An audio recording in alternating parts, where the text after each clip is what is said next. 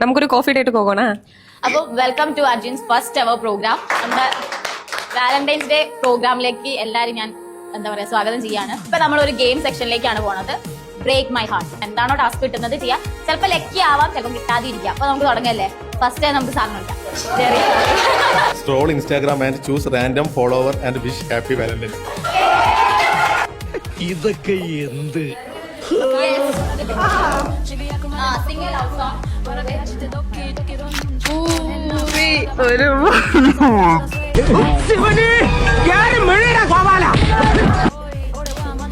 Hello, happy Valentine's day.